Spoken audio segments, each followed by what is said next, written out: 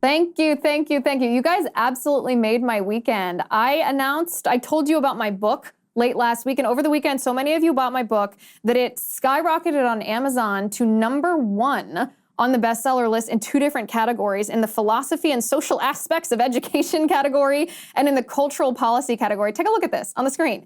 Because of you guys, it's already touching the bestseller lists, which makes my day. I cannot tell you how hard I worked on this book, how excited I am for you to read it. If you haven't gotten your copy of Hide Your Children, Exposing the Marxists Behind the Attack on America's Kids, you can go to hideyourchildrenbook.com, hideyourchildrenbook.com. I think you're really gonna like it, but I wanna hear every brutal critique, every question, every pushback, every piece of feedback that you possibly could have for me about this book, because it is supposed to start a cultural discussion. It's supposed to start a movement. It's not just your run-of-the-mill conservative pundit writing a book about their own opinions. This is something it's my critique of the Republican Party, my critique of how we are operating our society. And as you can tell, I'm very excited about this. But thank you for purchasing my book over the weekend, so many of you. I really appreciate it.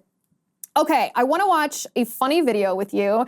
And when I say funny, it's not like a ha-ha funny, it's like savage funny. This is Tucker Carlson. Over the weekend, Tucker Carlson interviewed many of the Republican presidential primary candidates in Iowa. And it was kind of, first of all, he ended several of their careers with questions that he asked and answers that they gave. But I want to start with this particular clip. This is Tucker asking Asa Hutchinson. Maybe you've never heard of him. Yes, we are all asking why he's running for president. But he asked Asa Hutchinson about the COVID vaccine, and this is what Hutchinson said. Government did usurp over the past several years is the right to decide what medicine you take in the form of COVID mandates. How did you feel about that? And how many COVID shots did you take? And how do you feel about it now, in retrospect? How many COVID shots did you take? 0.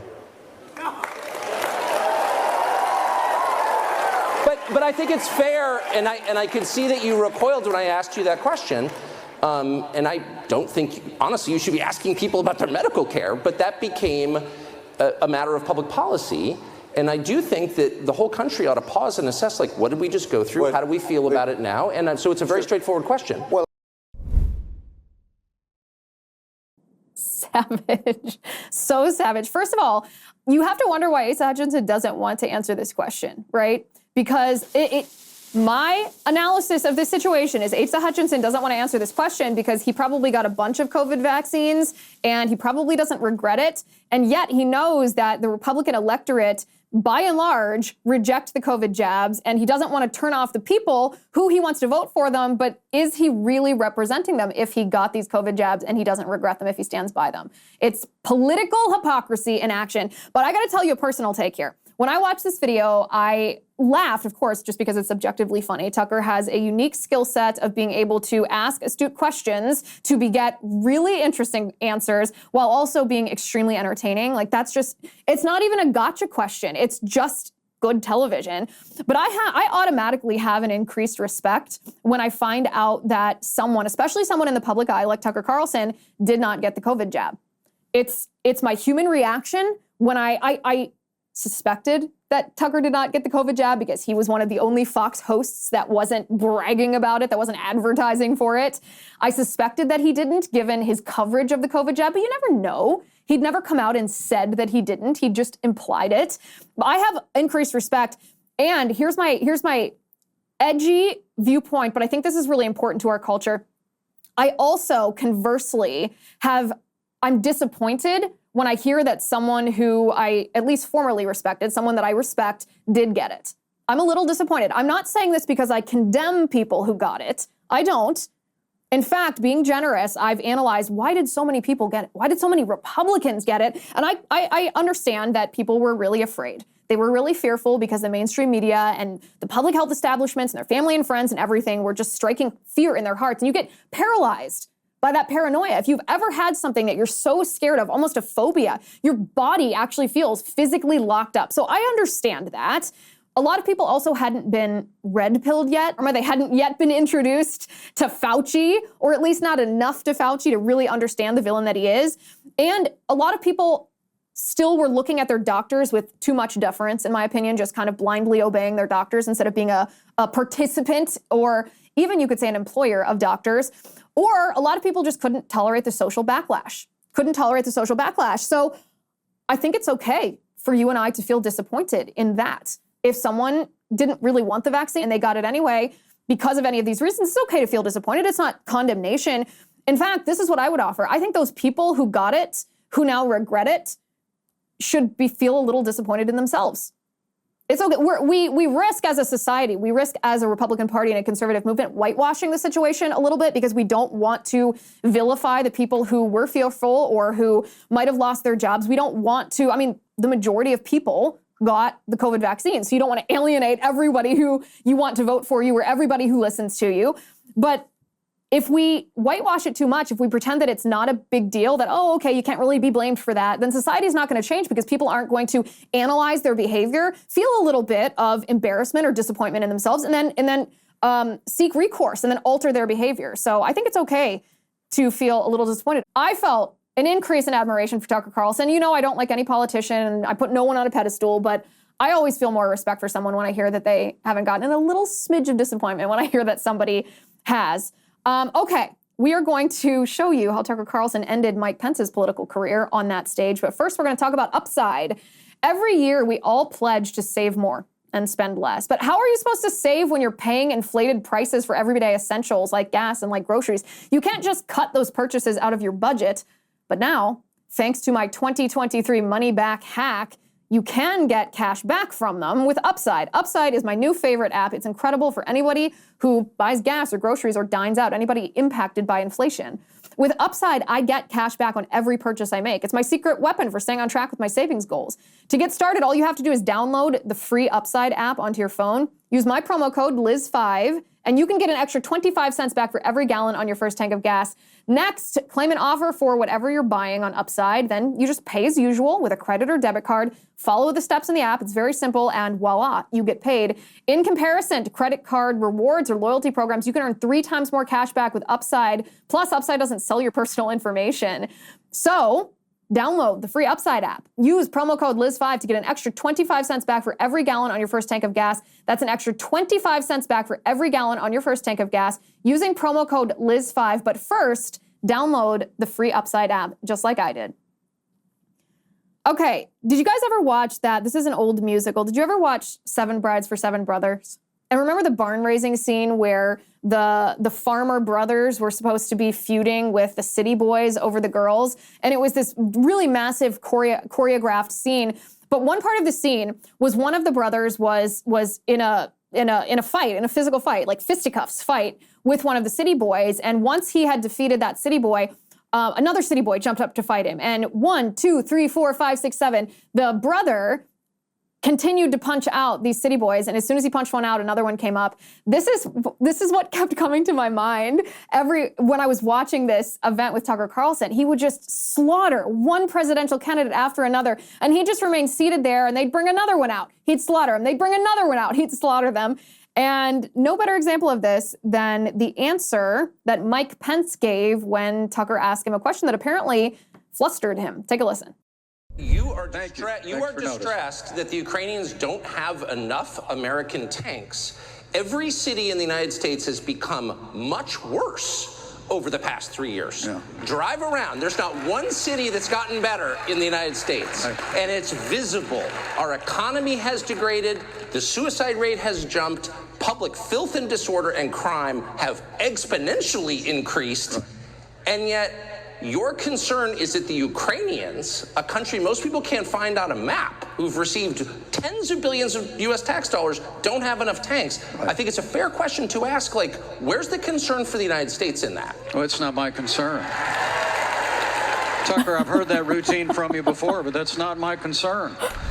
I'm running for president of the United States because I think this country's in a lot of trouble. I think Joe Biden has weakened America at home and abroad. Oh, man. And as president of the United States, we're going to restore law and order in our cities.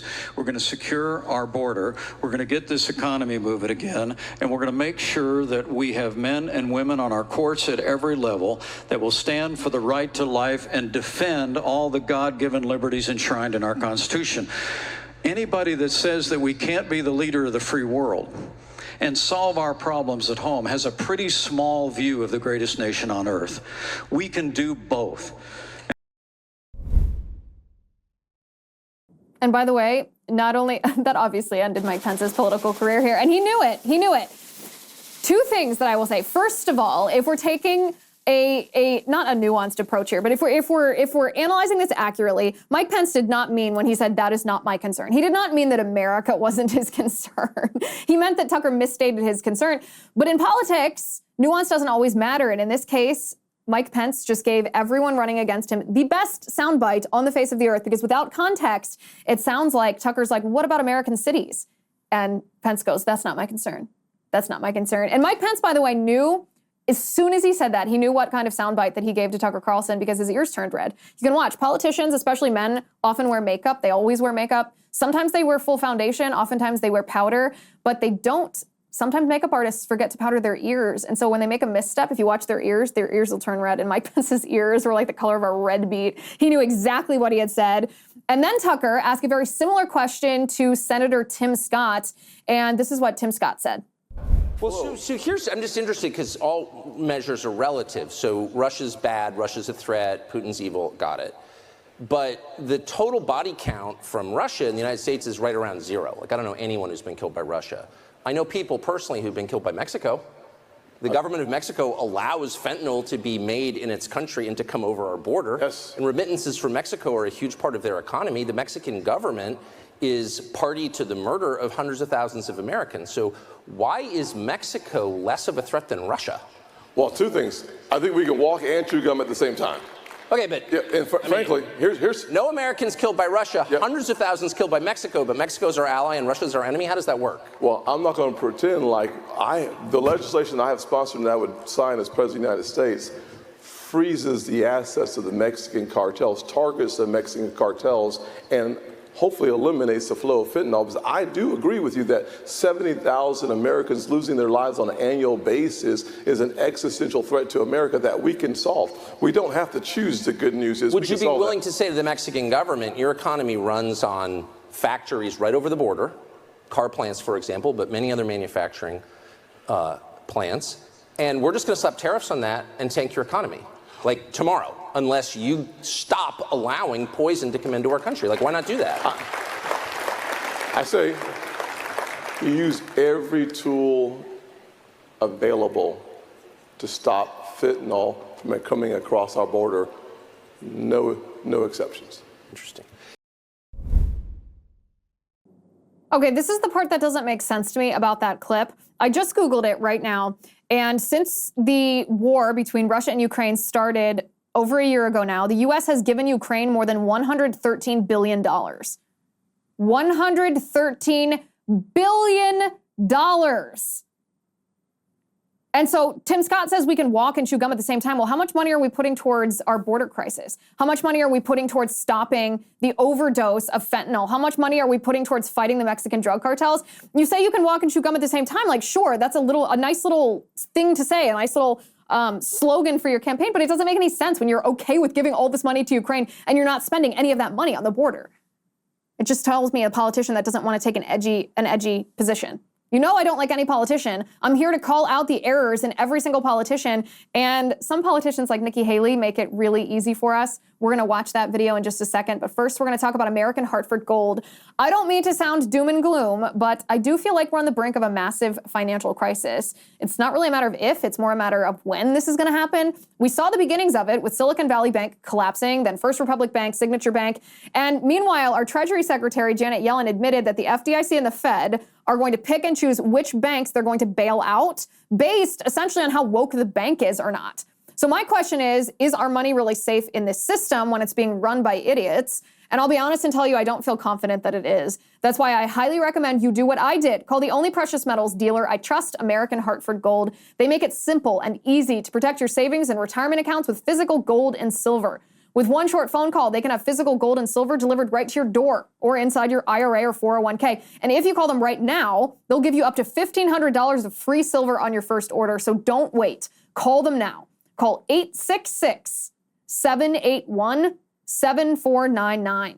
That's 866 866-781-7499 or text Liz to 65532. Again, the phone number is 866-781-7499 or text Liz to 65532. So some politicians, we have to use our powers of analysis to, look at the nuance of what they say and then pronounce what we think of their opinions. And then we have politicians like Nikki Haley who offer us this. Blew up the Nord Stream pipeline. I mean, I don't know. I'm not claiming you did it. No. I'm just kidding. No, I don't know. I mean, that's what I'm saying. Do you know who did it? Seems pretty obvious. It was backed by the Biden administration, I would say. I mean, I think all the evidence suggests that, but I wasn't there.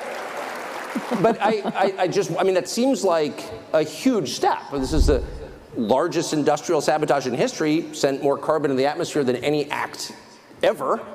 And there's weirdly no curiosity about who did it. And I think that's strange. What do you think? There's a lot of things that are strange with the Biden administration. This isn't the first one. I guess what I'm really saying is if you were running against the Biden administration, it's like the awkwardness is palpable. To do something like that and shaft our closest allies in the world, which would be Western Europe, and deprive them of the energy they need to run their manufacturing sector and destroy their economy, which it is in the process of doing, that's a major sin to have done something like that. You just betrayed our allies, and no one on the right is accusing the Bidens of what they clearly did. So I don't know why. The reason Nikki Haley's pretending she doesn't have an opinion on this is because, again, she's doing the same thing Asa Hutchinson did at the beginning. She doesn't want to say what her true opinion is because she doesn't think the people that she wants to vote for her will support her position. This is so illustrative of what politicians are. This is why I don't like politicians on the left or the right, because they aren't actually interested in representing what their constituents want in a government, in a society, or for America's position in the world. They're only interested in convincing or tricking people into voting for them based on little talking points that the politician says to disguise their true opinions, which the voters wouldn't like if they found out. That's what we have with Nikki Haley. Nikki Haley's a neocon. Nikki Haley might be a nice person. She has a beautiful family, whatever. That doesn't matter when it comes to qualifications for the White House. I loved what she did when she was at the United Nations, but her position on Ukraine is untenable. Her position on Ukraine, she won't say that she believes that a U.S. ally endorsed by the Biden administration blew up the Nord Stream pipeline because she's not opposed to it. She probably supports that because she supports the war in Ukraine. She wants to continue to give $113 billion the U.S. has given to Ukraine in the name of this war. And where does it end? It ends with the U.S. losing our position in the world as the world superpower. It ends with perhaps Russia allying with China. And it ends with our fiscal instability to the point that the Fed is going to usher in a central bank digital currency, which they're going to use to try to control us. And the BRICS companies moving away from the US dollar as the world reserve currency. And it's going to destabilize the entire world. This is what we're facing in Ukraine. It's not just that Zelensky's a fraud. He is. He's an actor who pretends to wear fatigues all the time as he films his videos with green screens as the background. It's not just that Zelensky is destroying his own economy so that BlackRock can come in and quote unquote rescue him.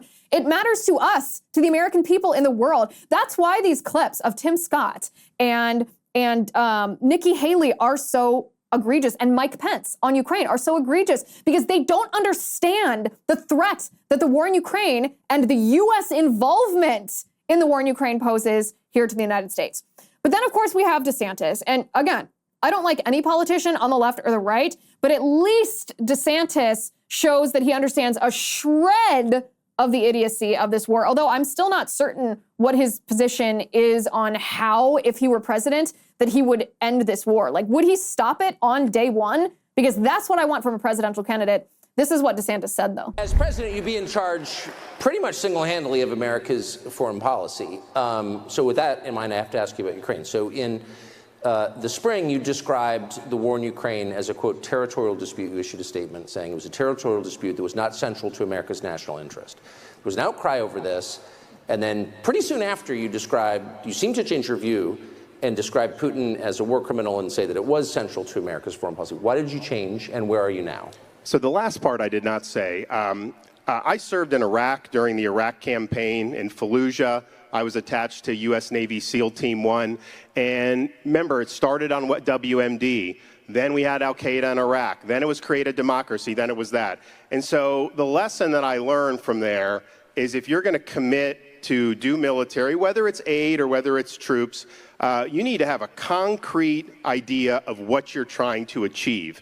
And so from the time I got out of the sandbox and landed back in the United States 15 years ago until the present, I've always felt that. And so my critique of the DC foreign policy elite is that they are doing a blank check policy without telling us when we will have achieved our objective. And I believe that today, and I believe that then. Now, because you dissent from the DC foreign policy elite, they then try to smear you and say, oh, you must be for Putin. I've always thought Putin's a bad guy. I still think he's a bad guy, but that's a separate question for a leader who's got to look at the world in very clear-eyed glasses. You know that it's not all peaches and cream out there, and you have to make a judgment about what's in America's national interest. And so that's the position that I believe, and I also believe that I wish the DC elites cared as much about our border as they do about the Ukraine-Russia border. Okay, a couple of good things in there. He doesn't believe in forever wars. That's good. He thinks if we engage in any kind of military action, we should have a mandate for victory. Also good. Very contradictory of what the neocons and the Democrats have done with our military and foreign policy over the past 2 or 3 decades. I appreciate all of that. But he mentions one phrase, American interest, that he doesn't define. What is America's interest in giving $113 billion to Ukraine? What is America's interest in being part of this so-called border dispute between Russia and Ukraine? What is America's interest in fighting a proxy war against Russia? What is America's interest in helping Zelensky agitate? And I understand that Putin is the aggressor here. I understand that Putin was the one that invaded Ukraine, and that's wrong, and that's immoral. We can all agree on that. But what is America's interest in being part of something that, because we are a part of it, threatens nuclear war?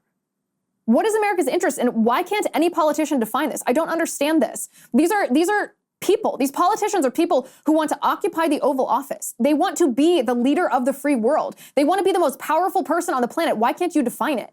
Why can't you tell us, okay, this is in America's interest to be involved because of X, Y, and Z, or it's not in America's interest to be involved because of X, Y, Z, or a certain amount of aid is in America's interest because of A, B, C. Like, why can't you explain to us what is in America's interest and what is not in detail? This shouldn't be a very hard question, and yet it seems that even the good candidates struggle in answering this question, even the good candidates. And meanwhile, of course, we have the left. We have the virtue signalers here in our country, and this is just a little bit of comedy for some levity here because this is a heavy topic. We have the virtue signalers who are hanging the Ukraine flags, and I have a funny video I want to show you about this in just a second. But first I want to talk about 4 patriots. In a startling description, the UN food chief warned the world with the words that we are knocking on famine's door. He called what we're facing right now a perfect storm of a perfect storm, and he's not alone. Barron's also published that a food shortage could be coming even in the United States. And farmers see this too. John Boyd Jr. is a 4th-generation farmer. He told Fox News that we're going to see empty food shelves in the coming months. That's kind of scary. That's not what I want to hear. I mean, I have a family to feed. I don't want to face food shortages. And that's why getting survival food is more important to me than ever. I strongly recommend that you join me in creating your own stockpile of the best-selling 4 Patriots survival food kits. This is not ordinary food. We're talking good for 25 years, super survival food. And it's really easy to make. You can make these meals in less than 20 minutes. You just add boiling water, simmer, and serve. And right now, and for the next few days, you can get 10% off your first order at 4patriots.com if you use my promo code Liz. So go to 4patriots.com and use promo code Liz to start your stockpile today. That's 4patriots.com. Use promo code Liz to get prepared. You'll be glad you did. Okay, so meanwhile, a little bit of comedy to lighten the mood here because we have all these politicians that constantly disappoint us, that can't answer the questions that we need to know as voters before we could cast our vote for them. And comedian J.P. Sears made a video about the mostly leftists, although there's some neocon Republicans who probably also fall under this umbrella, about the people who put the Ukraine flag in their Twitter bio. Take a listen to this. Now get this, the U.S. has sent over $100 billion in funding to Ukraine to make sure this war keeps going on. That is ridiculous. Why haven't we sent more? You can look at rundown cities in the U.S., poverty, people who are going hungry that receive just a small amount of funding from our own government. And I say, with a little bit of money that they do receive, why can't we just send that to Ukraine too? I get pissed that some of my tax dollars go towards America. That's not what I signed up for. You might not know this, but how we're involved in the war by constantly sending money to Ukraine is a strategy to keep us out of the war. And it's working, because we're gonna need to keep sending money to Ukraine, or else something terrible might happen, like the war could come to an end or something like that. My favorite thing about JP is he didn't used to do comedy videos that were particularly political. He just did comedy about life. And then he started doing political videos and he started getting censored on big tech. And instead of stopping him from doing political videos, it just increased his political video content. And he is hilarious. So funny. So funny. And it's also true. Why are we giving $113 billion to Ukraine, to Zelensky, to fight a proxy war with Russia? Like, what good is this going to do? It's not. For all the reasons I stated above. And meanwhile, you can contrast these Republican candidates. As bad as I have painted them, they're all a whole heck of a lot better than the alternative occupying the Oval Office.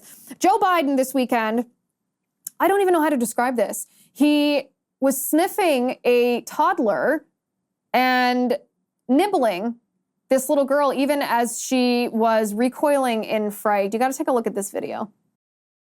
His trip overseas, just leaving Finland a short time ago. What is he doing? Like, you expect the nom nom nom nom nom nom nom sound to be overlaid here. Look at how terrified that little girl is. Look at, this is like, Biden is already a creepy sniffer. We know that. He like very creepily leans up and sniffs people, and it's like his eyes don't move while he's doing it. And this just takes it to a whole nother level. Who lets him do this? Who, like, where is his handler?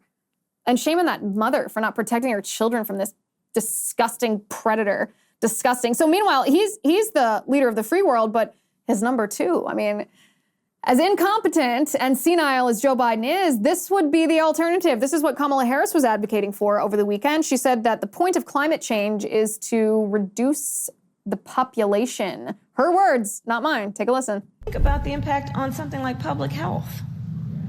When we invest in clean energy and electric vehicles and reduce population, more of our children can breathe clean air and drink clean water. Okay. So hold it right there for a second. So the White House, after she said that we need to reduce population, the White House said, no, she misspoke. She said the wrong word. She meant reduce pollution. But this is the point that I would like you to focus on in this video. When Kamala Harris did say reduce population, she didn't stumble over the word. It wasn't garbled or mumbled like when Joe Biden misspeaks. She was very clear in saying reduce population. And how did the people in the audience react to that? Did they gasp in horror like, oh my goodness, we don't want to reduce population. What are you talking about, you freak? Did they awkwardly pause? Did they actually shout, no, we don't want you to be anti-human, Madam Vice President? No, they didn't. They applauded. They cheered for her when she said that she wanted to reduce population, when she clearly articulated that she wanted to reduce population. So my question is this. I will leave this for you to decide. Was this, or did she misspeak, or was this a Freudian slip? Call me a skeptic, but I think it was the latter. I think that this was a Freudian slip. Meanwhile, the investigation into the baggie of cocaine at the White House has concluded, and the White House say that they have, the White House says, or the Secret Service, I suppose, says that they were not able to determine who this was. Clearly, they didn't do a drug test on Hunter Biden. Clearly, they didn't look for any kind of behavior. Remember last week when we showed that video of Hunter Biden at the 4th of July, how he was just absolutely tweaking out? Like, do you really need an investigation? Do ya? Do ya? Because I don't think you do. I don't think you do. Tucker Carlson was asked this weekend about this story of a baggie of cocaine being found near the Situation Room in the White House, and he did an impression of the Bidens under the influence of cocaine, and you must watch it. Take a look. What'd you say? I don't know what, you know what, the thing about that story, it's just a mystery to me. No one was more shocked than I was. Are you serious? In the Biden White House, somebody left an 8-ball of cocaine. in a public, I said to my wife, it's just not in character, you know? I just don't believe it. It's clearly a setup. I went right back to Marion Barry and I was like, somebody set you up. I'm serious. It was, you know what I mean? It was like, I'll stop with it. That was my favorite story of all time. Because it just explains all the behavior. It really does. I mean, I worked in the media business for my whole life, so I know what the behavior looks like. But it's like crazed and grandiose. I've got a plan. You're not going to believe it. It's unbelievable. It's going to totally work. What we're going to do is we're going to totally rearrange everything, okay? We've been doing things a certain way for a long time, okay? And it's worked, but I've got a better plan.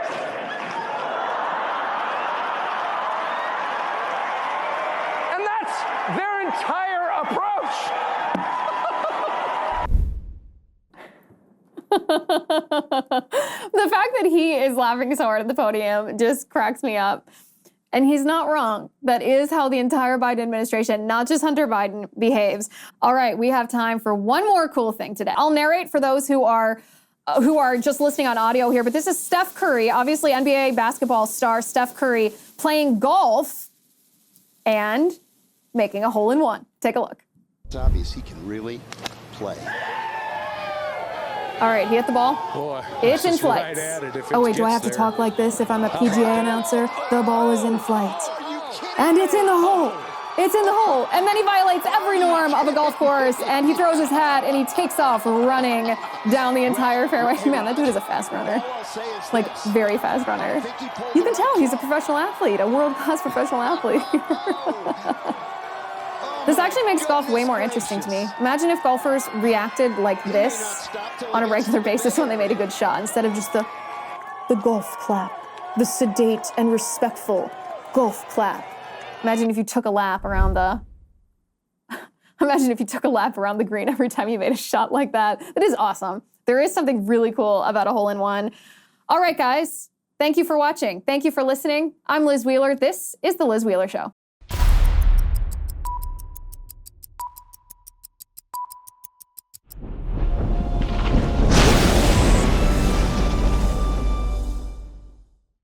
If you haven't already, give this video a thumbs up, hit the subscribe button below, and ring the bell to make sure you never miss a video.